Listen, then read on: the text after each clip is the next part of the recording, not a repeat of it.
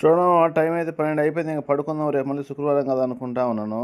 ఈ లోపలైతే మా పని మనిషి ఫోన్ చేసి రేపు శుక్రవారం కదా పొద్దున్నే అరీజ్ చేసుకోవాలా, అరీజ్ చేయాలంట మా అమ్మ చెప్పింది. దానికి సంబంధించిన సామాన్లు కావాలన్నది. అరీజ్ చేసాకంటే గోధుమలు వచ్చేసి సపరేట్‌గా దానికోసం అరీజ్ కోసమే వస్తాయి. ఇప్పుడైతే లోపలికి వెళ్తా ఉన్నాను. లోపల మనుషులు కనపడితే వీడియోలు పడితే మళ్ళీ అదొక ప్రాబ్లమ్ మళ్ళీ లేనిపోని రిస్క్ అవుతది. అందుకని చెప్పి వీడియో కట్ చేశాను ఇంకా. ట్రోలీ తీసుకొని ఆ సామాన్లు ఉండే దగ్గరికి అయితే వెళ్ళాను. ఇదే అరీజ్ అంటే అన్ని గోధుమలే కానీ గోధుమలతో అయితే చేయరు. ఇది మళ్ళీ సపరేట్ అంటాయి. ఈ ఒక రకమైన గోధుమలు ఇవి. ఈ అరీజ్ చేసేదానికి ఇవే తీసుకోవాలంట. 3 కిలోలు తెమ్మన్నది. 3 కిలోలు తీసుకుంటా ఉన్నాను. ఇది తీసుకొని ఇప్పుడైతే నైట్‌లో నానబెట్టుకోవాలంట. దానికోసం చెప్పి ఈ టైంలో వచ్చాను. లేకంటే పొద్దున్న తీసుకున్నా పర్లేదు.